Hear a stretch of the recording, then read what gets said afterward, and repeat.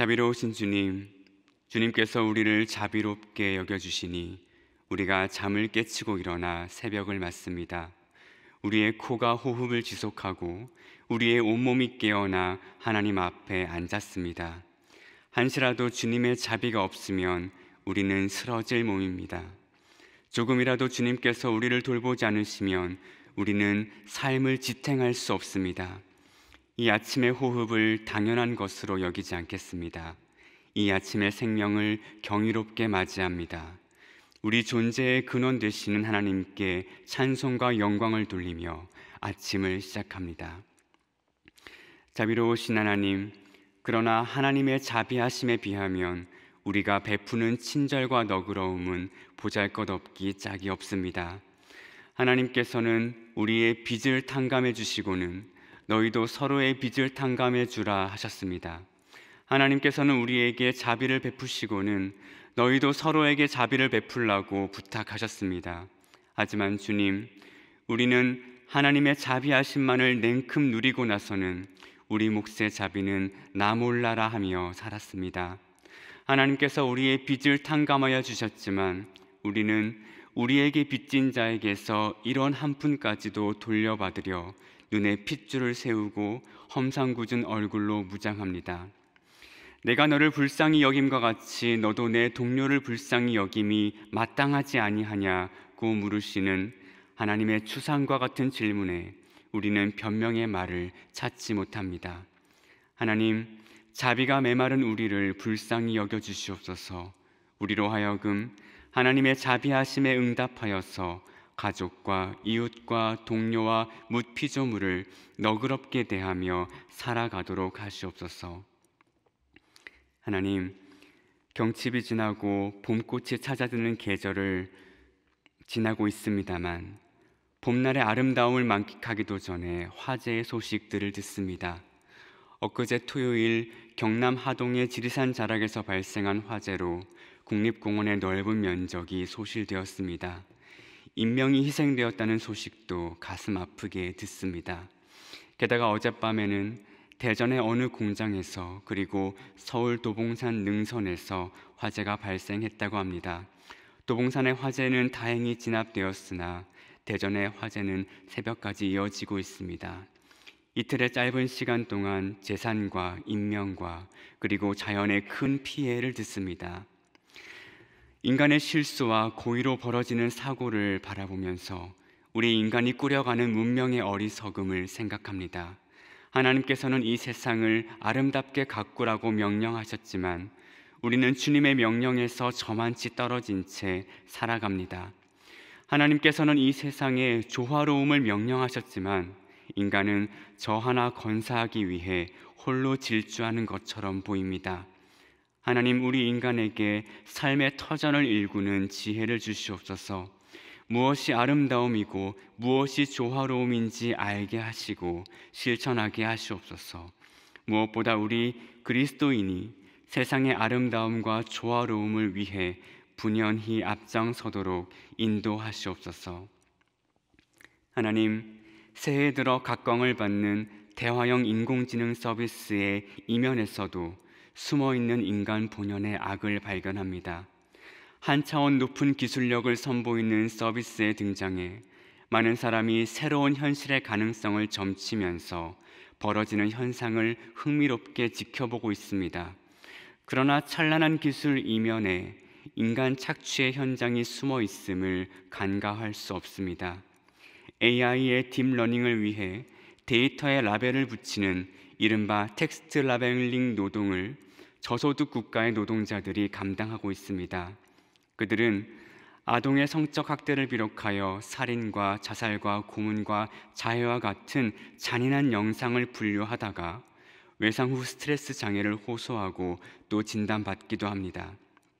기술의 진보와 기업의 이익이라는 미명하에 인간에게 할 수 없고 하지 말아야 할 일을 벌이고 있습니다. 주님께서는 인간을 당신의 형상대로 만드셨습니다. 소위 선진국의 사람만을 당신의 형상대로 만든 것도 아니요, 특정 피부색이나 인종의 사람만을 당신의 형상으로 만드신 것도 아닙니다. 모든 사람을 당신의 형상대로 만드셨습니다. 그러나 우리 인간은 마치 자기를 둘러싼 특정 부류의 사람만이 신의 형상이고 나머지는 동물의 형상인 것처럼 치부합니다.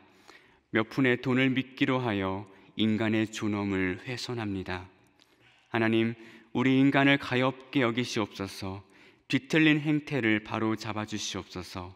파괴를 등에 업은 기술이 아니라 상생을 바탕으로 하는 기술을 발전시키도록 인도하시옵소서. 하나님께서 하나님 되심이 과학과 기술의 영역에서도 드러나야 하겠습니다. 과학과 기술을 다루는 이들이 하나님을 두려워하도록 하시옵소서. 오늘도 소망의 모든 주님의 백성을 하나님께 맡깁니다. 자라나는 아이들과 공부하는 학생들과 나라를 지키는 군인들과 취업을 준비하는 청년들을 기억하시옵소서. 집에서 가정을 일구는 사람들과 아이를 돌보는 사람들을 기억하시옵소서. 직장의 초년생과 일터를 오래도록 지키는 사람들과 자기 사업을 꾸려가는 사람들을 기억하시옵소서. 또한 생업의 전선에서 물러나 인생의 후반부를 설계하고 살아가는 사람들을 기억하시옵소서. 모두가 각자의 자리에서 안간 힘을 다해 살아가고 있습니다. 과정의 고비마다 헤쳐갈 힘을 주시고 흘리는 땀방울이 값진 성취로 이어지게 하시고 기쁨과 보람을 누리며 살도록 인도하시옵소서. 이제 말씀의 자리로 나아갑니다. 말씀을 우리 삶의 동력으로 삼아야겠습니다. 말씀에 기대어 오늘 하루치의 순종을 도모해야 하겠습니다. 하나님, 오늘 하루 분량의 길 양식을 허락하시옵소서. 오늘 주시는 새로운 은혜를 허락하시옵소서. 그리하여 날마다 은총을 사모하며 날마다 새로워지며 날마다 하나님을 향하여 걸어가도록 인도하시옵소서. 우리 주 예수 그리스도의 이름으로 기도합니다. 아멘. 이 아침에 하나님께서 우리에게 주시는 말씀은 구약성경 에스겔서 40장 1절에서 16절입니다. 우리 한 목소리로 본문을 받들어 읽겠습니다. 우리가 사로잡힌 지 25째 해 성이 함락된 후 14째 해 첫째 달 10째 날에 곧 그날에 여호와의 권능이 내게 임하여 나를 데리고 이스라엘 땅으로 가시되 하나님의 이상 중에 나를 데리고 이스라엘 땅에 이르러 나를 매우 높은 산 위에 내려놓으시는데 거기에서 나무로 향하여 성읍 형상 같은 것이 있더라. 나를 데리시고 거기에 이르시니 모양이 놋같이 빛난 사람 하나가 손에 삼줄과 측량하는 장대를 가지고 문에 서 있더니 그 사람에게 내게 이르되 인자야 내가 내게 보이는 그것을 눈으로 보고 귀로 들으며 내 마음으로 생각할지어다. 내가 이것을 내게 보이려고 이리로 데리고 왔나니 너는 본 것을 다 이스라엘 족속에게 전할지어다 하더라. 내가 본즉 집 바깥 사방으로 담이 있더라. 그 사람의 손에 측량하는 장대를 잡았는데 그 길이가 팔꿈치에서 손가락에 이르고 한 손바닥 너비가 더한 자로 6척이라. 그 담을 측량하니 두께가 한 장대요 높이도 한 장대며 그가 동쪽을 향한 문에 이르러 층계에 올라 그 문의 통로를 측량하니 길이가 한 장대요 그 문 안쪽 통로의 길이도 한 장대며 그 문간에 문지기 방들이 있는데 각기 길이가 한 장대요 너비가 한 장대요 각 방 사이 벽이 5척이며 안쪽 문 통로의 길이가 한 장대요 그 앞에 현관이 있고 그 앞에 안문이 있으며 그가 또 안문의 현관을 측량하니 한 장대며 안문의 현관을 또 측량하니 8척이요 그 문벽은 2척이라. 그 문의 현관이 안으로 향하였으며 그 동문간의 문지기 방은 왼쪽에 셋이 있고 오른쪽에 셋이 있으니 그 셋이 각각 같은 크기요 그 좌우편 벽도 다 같은 크기며 또 그 문 통로를 측량하니 너비가 10척이요 길이가 13척이며 방 앞에 칸막이 벽이 있는데 이쪽 칸막이 벽도 한 척이요 저쪽 칸막이 벽도 한 척이며 그 방은 이쪽도 6척이요 저쪽도 6척이며 그가 그 문간을 측량하니 이 방 지붕가에서 저 방 지붕가까지 너비가 25척인데 방문은 서로 반대되었으며 그가 또 현관을 측량하니 너비가 20척이요 현관 사방에 뜰이 있으며 바깥문 통로에서부터 앞문 현관 앞까지 50척이며 문지기 방에는 각각 닫힌 창이 있고 문 안 좌우편에 있는 벽 사이에도 창이 있고 그 현관도 그러하고 그 창은 안 좌우편으로 벌여 있으며 각 문 벽 위에는 종려나무를 새겼더라. 아멘.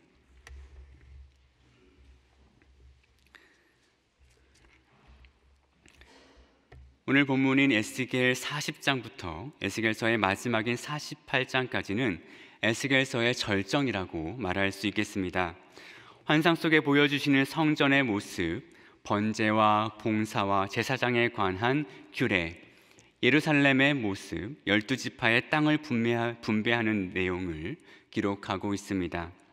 한마디로 완전한 회복입니다. 이 회복의 모습은 에스겔이 8장에서 11장에서 보았던 주님의 임재를 상실한 예루살렘의 모습과 대조를 이룹니다.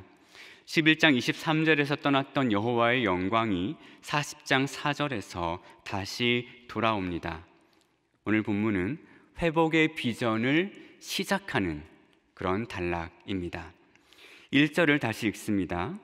우리가 사로잡힌 지 25째 해 성이 함락된 후 14째 해 10째 달 10째 날에 곧 그날에 여호와의 권능이 내게 임하여 나를 데리고 이스라엘 땅으로 가시되. 여기 연대가 등장합니다. 포로된 지 25년 되던 해입니다. 25년은 희년 50년의 절반이지요. 레위기 26장 34절과 35절 그리고 역대하 36장 21절에는 포로기의 시간을 땅의 안식년으로 간주합니다. 안식년은 안식일의 확장이고요. 안식년의 확장은 희년이지요. 그래서 희년이라는 시간을 25년이라는 시간을 희년의 절반으로 이해하여서 오늘 본문을 포로 공동체의 전환점으로도 그렇게 볼 수 있겠습니다. 그래서 40장의 에스겔은 그 포로 공동체의 거대한 전환점 그 위에서 하나님의 환상을 체험하고 있습니다. 2절을 함께 읽습니다. 하나님의 이상 중에 나를 데리고 이스라엘 땅에 이르러 나를 매우 높은 산 위에 내려놓으시는데 거기에서 나무로 향하여 성읍 형상 같은 것이 있더라. 학자들은 이 땅이 예루살렘이라 하는 데에 동의합니다. 예루살렘 말고서는 하나님의 도성이 들어설 자리가 없지요.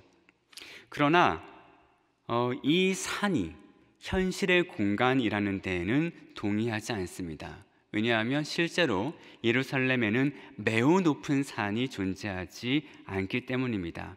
따라서 학자들은 이 산을 종말의 상징적 장소로 읽습니다.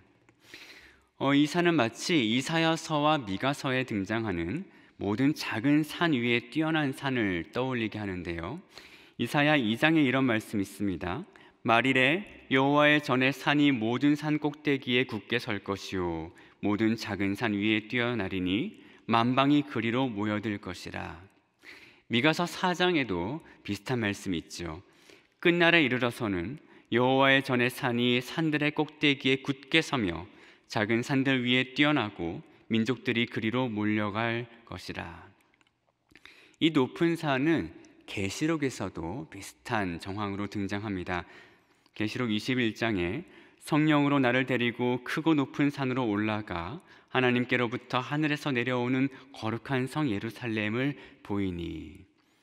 그러므로 성경 전반의 기록을 고려할 때 이 산은 지리적인 산이라기보다는 상징적인 산으로 읽어야 마땅하겠습니다.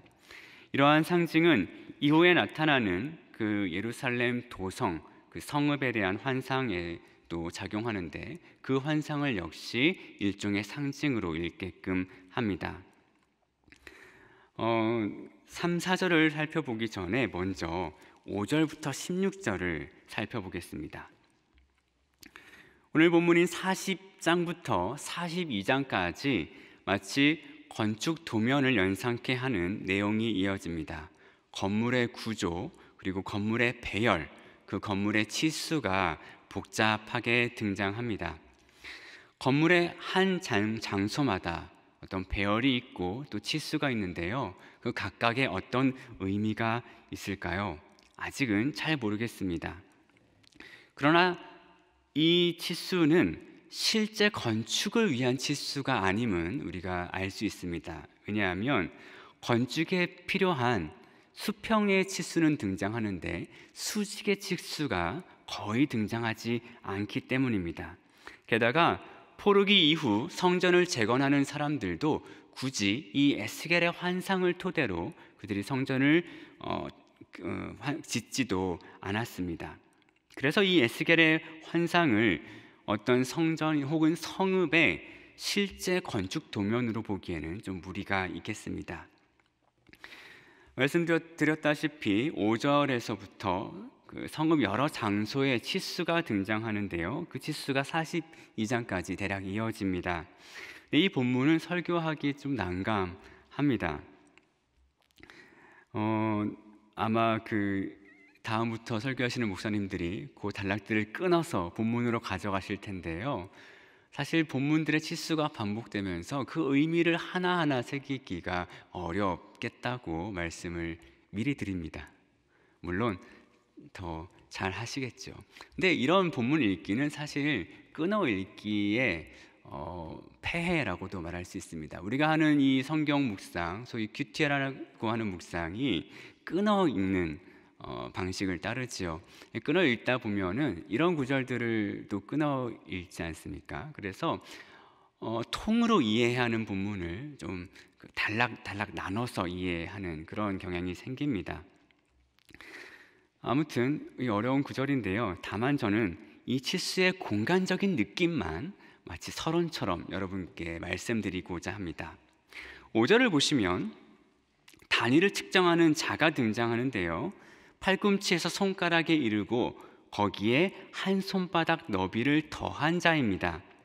팔꿈치에서 손가락에 이르는 이 넓이는 보통 우리가 규빗이라고 하죠. 규빗은 라틴어에서 온 말이고요. 히브리어로는 암마라고 합니다. 보통 성인 남성의 이 팔꿈치에서 손가락 끝에 이르는 이 거리를 45cm로 상정하는데 이 에스겔서에 등장하는 자는 규빗보다 조금 더 깁니다. 거기에다가 한 손바닥 너비를 더했다고 하죠. 한 손바닥 너비는 토파흐라고 하는 단위인데 약 7.5cm 정도로 상정하고 있습니다. 대개 6토파흐가 모이면 1암마, 1규빗이 되지요. 그래서 본문에 등장하는 이 긴 자의 길이는, 긴 자를 측정하는 이 척도는 52.5cm, 긴 규빗이라고 말할 수 있습니다. 그리고 그 긴 규빗이 6개 모인 장대가 있다고 말을 하죠. 그래서 5절부터 16절까지를 제가 미터법으로 환산해서 다시 한번 읽어보겠습니다. 여러분 성경 눈을 따라오시면서 읽지는 마시고요. 제가 미터법으로 환산해서 읽어드리는 구절을 들어보시기 바랍니다. 그러면 우리에게 익숙한 단위이니까요. 그 성읍의 대략적인 크기가 머릿속에 그려지시리라고 생각합니다. 5절부터 제가 읽어보겠습니다. 내가 본즉 집 바깥 사방으로 담이 있더라. 그 사람의 손에 측량하는 장대를 잡았는데 그 길이가 52.5cm짜리 잣대 6개와 같더라. 그 담을 측량하니 두께가 약 3m요 높이도 약 3m며 그가 동쪽을 향한 문에 이르러 층계에 올라 그 문의 통로를 측량하니 길이가 약 3m요 그 문 안쪽 통로의 길이도 약 3m이며 그 문간에 문지기 방들이 있는데 각기 길이가 약 3m요 너비가 약 3m요 각 방 사이의 벽이 2.6m이며 안쪽 문 통로의 길이가 약 3m요 그 앞에 현관이 있고 그 앞에 앞문이 있으며 그가 또 앞문의 현관을 측량하니 약 3m며 앞문의 현관을 또 측량하니 약 4.2m요 그 문 벽은 약 1m라 그 문의 현관이 안으로 향하여 있으며 그 동문간의 문지기 방은 왼쪽에 셋이 있고 오른쪽에 셋이 있으니 그 셋이 각각 같은 크기요 그 좌우편 벽도 다 같은 크기며 또 그 문 통로를 측량하니 너비가 5.2m요 길이가 약 7m이며 방 앞에 칸막이 벽이 있는데 이쪽 칸막이 벽도 약 5.2m이요 저쪽 칸막이 벽도 약 5.2m이며 그 방은 이쪽도 약 3m이요 저쪽도 약 3m이며 그가 그 문간을 측량하니 이 방 지붕가에서 저 방 지붕까지의 너비가 약 13m인데 방문은 서로 반대되었으며 그가 또 현관을 측량하니 너비가 약 10m요 현관 사방에 뜰이 있으며 바깥 무통로에서부터 앞문 현관 앞까지 약 26m이며 문지기 방에는 각각 닫힌 창이 있고 문 안 좌우편에 있는 벽 사이에도 창이 있고 그 현관도 그러하고 그 창은 안 좌우편으로 벌여 있으며 각 문편 위에는 종려나무를 새겼더라. 좀 머리에 그림이 그려지십니까? 기본적인 3m를 기본으로 해서 3m, 3m의 정방형 모양들이 이루어지고 또 그 긴 길이는 10m도 있었고 25m도 있었고 이런 크기의 동쪽의 지형 그 모습을 설명하고 있습니다. 이런 그 그림을 가지시고 이후에 나오는 모든 수치들을 한번 이렇게 환산해서 그려보시면 그 성의의 크기가 여러분 그려지시리라고 생각합니다. 자, 이제 돌아와서요 3절과 4절을 읽겠습니다. 같이 읽습니다. 나를 데리시고 거기에 이르시니 모양이 녹과 같이 빛난 사람 하나가 손에 삼줄과 측량하는 장대를 가지고 문에 서 있더니 그 사람이 내게 이르되 인자야 내가 내게 보이는 그것을 눈으로 보고 귀로 들으며 내 마음으로 생각할지어다. 내가 이것을 내게 보이려고 이리로 데리고 왔나니 너는 본 것을 다 이스라엘 족속에게 전할지어다 하더라. 4절에서 에스겔에 나타난 인물이 말을 하죠. 너는 본 것을 다 이스라엘 족속에게 전할지어다. 그러니까 에스겔의 환상은 에스겔 본인의 것만이 아니라 이스라엘 족속의 것입니다. 우리는 때로 하나님에게서 말씀을 듣고자 할 때 하나님 나에게 주시는 말씀 주십시오 하는 데에 집중하는 경향이 있습니다. 그러나 예언자들은 하나님의 말씀을 받을 때에 물론 그에게 주신 말씀도 있겠습니다만 그를 통하여 그의 백성들에게 주신 말씀이 있습니다. 이 의미를 크게 확장할 때 우리는 누구든지 하나님 계시의 통로로서 기능해야겠습니다. 우리가 목사처럼 말씀을 명시적으로 전하지 않을 수도 있지만 우리의 삶이 하나님께서 거하시는 우리의 몸이 하나님께서 거하시는 성전이라고 한다면 우리의 삶은 하나님께서 말씀하시는 그 말씀 자체여야 하겠지요. 우리가 삶으로 하나님께서 우리에게 주신 그 말씀을 우리 주변의 사람들에게 전해야 할 책무가 있겠습니다. 이 지점에서 멈춰서서 3가지 정도를 함께 생각해 보고자 합니다. 첫째, 오늘 본문은 희망을 시작하는 그 본문인데요. 그러나 희망은 빠르게 오지 않는다고 말씀드려야 하겠습니다. 아까도 말씀드렸지만 오늘 본문은 11장에서 떠난 하나님의 영광이 이제 돌아오려고 하는 그 순간을 기록하고 있습니다. 그래서 11장에서 떠난 하나님의 영광을 고대하는 사람들은 재빨리 40장으로 넘어오고 싶은 유혹을 받습니다. 그러나 우리는 11장에서 40장까지의 긴 구절을 통과해야 합니다. 거기에는 이스라엘 백성을 향한 책망의 말씀이 있고요, 열방을 향한 책망의 말씀이 있습니다. 우리는 고통 이후에 빠르게 희망과 재건을 경험하고 싶어 합니다. 코로나19 이후를 살아가는 우리의 마음도 그렇죠. 빨리 회복되고 빨리 재건되고 빨리 무엇이 채워지기를 바라는 마음이 우리에게 있습니다. 그러나 희망은 우리의 바람처럼 빨리 당도하지 않습니다. 고통의 시간을 충분히 감내해야만 희망이 찾아옵니다. 오늘 본문은 그 지점에 서 있다고 말씀드릴 수 있습니다. 그럼에도 사람은 희망으로 살아갑니다. 이것이 오늘 본문에서 우리가 2번째 살펴볼 요소입니다. 사람은 희망으로 살아갑니다. 사람은 유한한 존재이죠. 그러나 무한을 꿈꾸는 존재이기도 합니다. 사람은 시간과 공간이라는 제약 속에 살면서요, 상상을 통해서 제약 없는 미래를 기약합니다. 그 상상을 위해 사람에게는 희망이 필요하죠. 사람은 희망이라는 재료로 현실을 살아가는 존재입니다. 하나님께서는 아직 포로기가 종료되지 않은 시점에서 겨우 절반 정도 돌았을 그 반환점에서 이스라엘에게 희망을 보여주십니다. 그리고 그 희망을 이스라엘 족속에게 전하라고 부탁하십니다. 왜냐하면 희망만이 절망 속의 인간을 숨쉬게 하기 때문입니다. 우리가 세 번째로 살펴볼 지점은 여기입니다. 희망은 구체적이어야 합니다. 오늘 본문에서 그리고 본문 이후의 구절에서 이 성읍의 모습은 구체적인 숫자와 함께 등장합니다. 그 구석구석의 크기를 도면으로 그릴 정도입니다.